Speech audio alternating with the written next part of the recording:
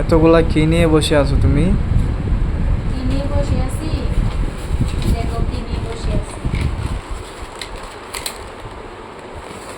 এগুলো হচ্ছে গ্রিল। আমার জন্য একটা, আমার জন্য একটা গ্রিল, তারপর পরোটা,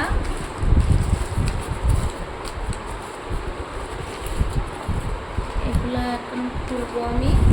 আরেকটা দেখো, আরেকটা হচ্ছে দই। দই আর এগুলো হচ্ছে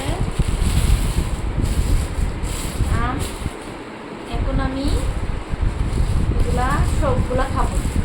সবগুলা একলা খাইবা যে? হ্যাঁ, সবগুলা আমি একাই খাবো, তোমাকে দিব না।